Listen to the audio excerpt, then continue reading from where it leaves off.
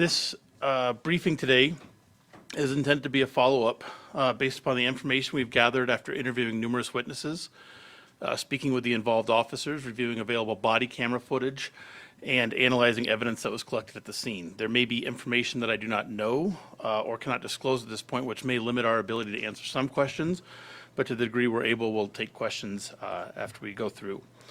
On Saturday, August 5th, 2023 at 7:56 p.m., the Denver Communications Center received a 911 call from an individual reporting a domestic violence incident occurring in the 2300 block of West Cedar Avenue. While the caller did not know exactly what occurred, it was reported that a male had possibly pushed his wife, who was in a wheelchair, out of the chair and onto the ground. The caller had not seen any weapons and did not know if the female was injured.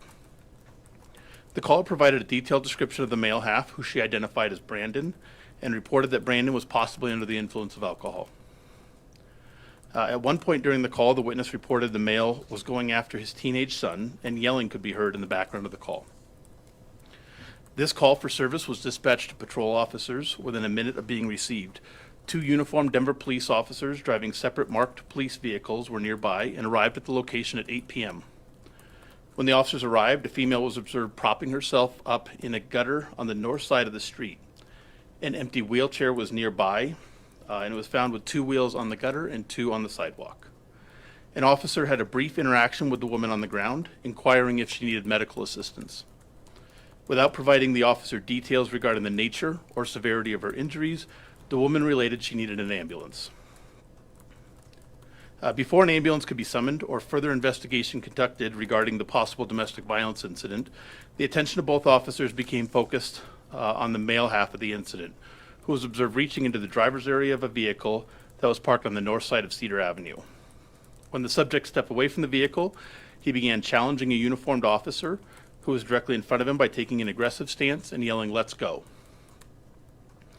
The female officer who was behind the subject observed him holding an object in his right hand that she believed to be a knife. The officer described observing the subject moving the object back and forth from his back area to his front, holding it in a threatening manner. The subject began moving in the direction of the male officer who was in front of him. This officer presented his taser and began moving backwards away from the subject while attempting to de-escalate the male by calling his name and speaking calmly with him. The subject then turned his attention to the female uniformed officer, who had repositioned herself behind a vehicle on the south curb line. As the subject began moving towards the female on the sidewalk, the male officer discharged his taser device. Every patrol officer in Denver is issued a taser device. These less lethal conducted energy devices are used to incapacitate individuals, allowing officers to safely approach and take control of a person. While these devices have been effective in countless situations in Denver, there are limitations, specifically that the device functions by firing two probes at a target, and both probes must make contact with the individual to be effective. The maximum range of the device is 21 feet. In this case, it appears that only one of the two probes struck the moving subject, and as a result, the taser did not have an effect on the individual. The male disregarded multiple commands to stop. He ran around a vehicle to the south side of the street and aggressively approached the female officer on the sidewalk, quickly closing the distance with her as she backed away. When he was within several feet of the officer explained that she feared she would be stabbed and potentially overtaken by the subject. She discharged 2 rounds from her duty firearm. The subject fell to the ground and dropped the object from his right hand. The officers immediately called for an ambulance and began rendering aid. Both officers, including one who had prior training as a paramedic, began life-saving efforts, including the application of a chest seal, multiple tourniquets, and the administration of chest compressions until Denver Fire and Denver Health paramedics arrived at the scene. The subject was transported to the hospital, and despite resuscitative efforts, he was pronounced deceased. Male subject has been identified as 36-year-old Brandon Cole. His birth date is December 7th, 1986. Investigators are still working to understand the nature of the interaction between Mr. Cole and the female prior to the arrival of officers, including how she came to be out of the wheelchair. Through the investigation, it was determined that the object Mr. Cole had in his hand during the interaction with the officers was a black marker. Multiple individuals were interviewed during the initial investigation. Several independent witnesses believe Mr. Cole was armed with a weapon as he approached the officer who discharged her weapon. Only one Denver police officer fired a weapon during this incident, and a total of 2 rounds were fired. The officer who discharged the weapon is a patrol officer assigned to District 4 in Southwest Denver. She's been with the department since 2019 and has not been involved in a previous police shooting incident. The body-worn camera devices for both officers were activated and captured both audio and video of their interaction with Mr. Cole. The involved officer will complete the department's reintegration program before returning to a patrol assignment.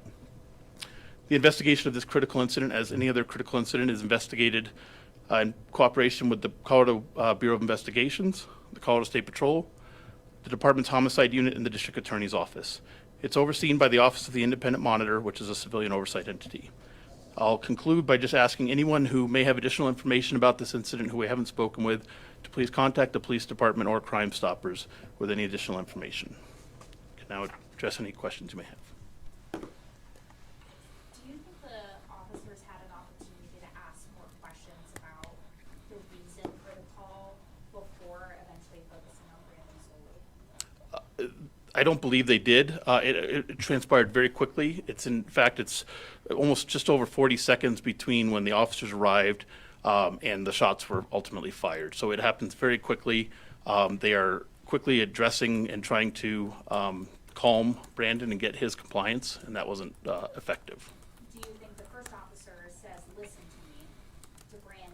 Do you think that counts as de-escalating the situation? Part of de-escalation is specifically calling him by name, speaking calmly with him, trying to get his compliance, and that just wasn't effective to him. And then we see Mr. Cole moving towards the officer. In the second body camera, we see a young child and what appears to be another adult behind Brandon. Do you think the female officer should have used a taser in that situation instead of firing a weapon? Do you want to address? Yeah, I can address that question. I can certainly appreciate the thought that might have been the appropriate tactic. However, in our training, when we have less lethal deployed, regardless of how many officers are on scene that have less lethal options deployed, we have to have one officer that has a lethal weapon deployed in case those less lethal options are not effective. And certainly in this situation, there are only 2 officers on scene at the time of force, and so it would have been appropriate for her to have her duty weapon out while the other officer was deploying the less lethal option of the taser. And as you can see, there just wasn't an opportunity to transition to a taser. I guess just understanding that things happen very, very quickly and we have the ability to kind of slow down the video, but considering that it's a young child behind Brandon, was there an opportunity for the officer to just reposition herself just to ensure that the child wouldn't be hurt? Well, I think you can see in the video that when she finally deploys her duty weapon, the person is so close to her that her view of that young child and that other person are not even clear to her. And so, certainly that was a consideration, but I think it was just not much time to act before she was overrun by that individual. The woman in the video who was in the wheelchair has told me that she hasn't had any conversations with police to try to learn more about what led to that 911 call, which she says, they didn't call police, it was a nearby neighbor, and I just wonder, have officers had extensive conversations with her who was suspected to be a domestic violence victim?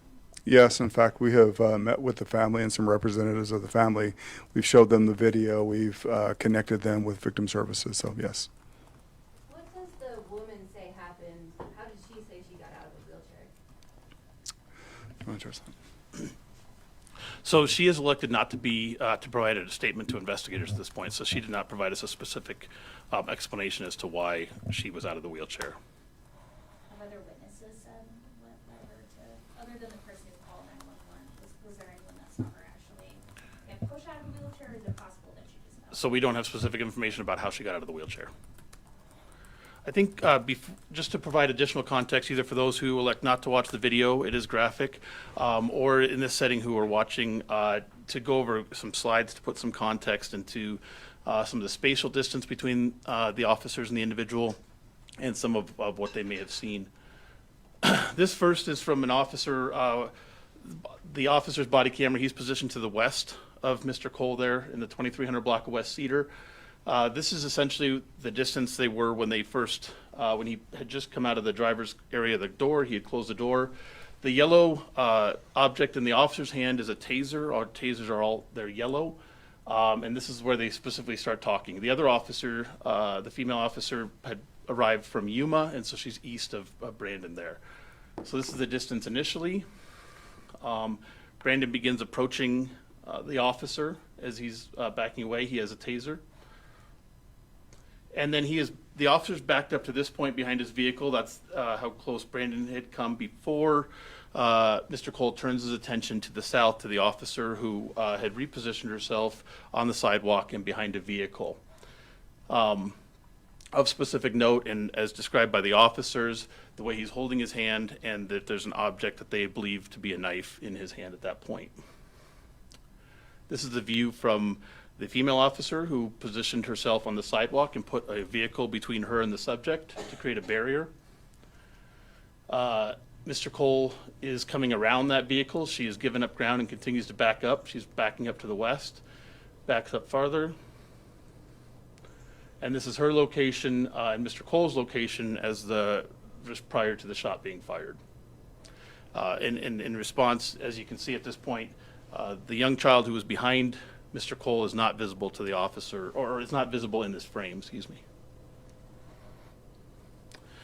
Any other questions? Is there any policy with DPD for that firing of that gun with pedestrians or people behind that subject? So we always train our officers to be conscious and aware of their target and beyond, and certainly we do both live shooting and virtual reality scenario shooting, where we're in crowds, where we're amongst people, where there are targets that we're not supposed to hit, and there's a failure when we hit those targets. Yes, ma'am. I had a question more on protocol as well. In the beginning, when you see both officers, the one has the taser, the other has the gun, the female has the gun.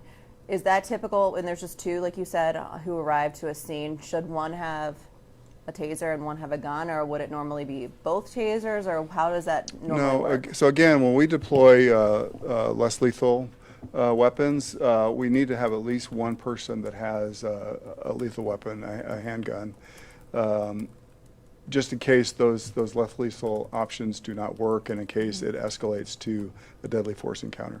And then you typically try to do the less lethal option first. Absolutely, Like absolutely. we saw. Yeah, correct. Okay. You had a question, ma'am? Or did it get answered? It was asked. Okay. I was going to ask about the child behind, but Certainly. is the investigation, as far as whether the officers were cleared or not, that's still continuing? Correct. So, we worked with Colorado Bureau of Investigation and State Patrol to conduct the initial scene investigation. That investigation continues, and that investigation is being done under the watchful eye of the Officer of the Independent Monitor, and that complete investigation will be turned over to the District Attorney for review. Based on what you know now, do the officers follow DPD policy? We're going to have to continue to evaluate that, certainly, and so, we're going to wait until after the review by DA McCann is complete before we begin our administrative review.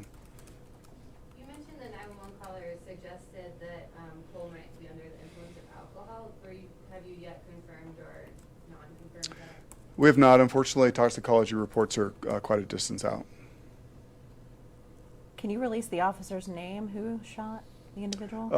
We will not at this time, but obviously those names will be included in the report that's released by DA McCann. The caller said that Brandon was, quote, going after his son. What does that mean?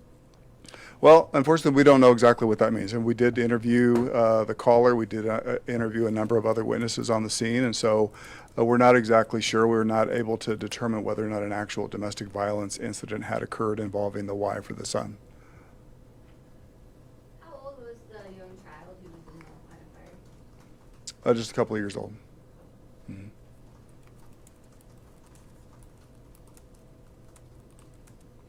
Well, thank you.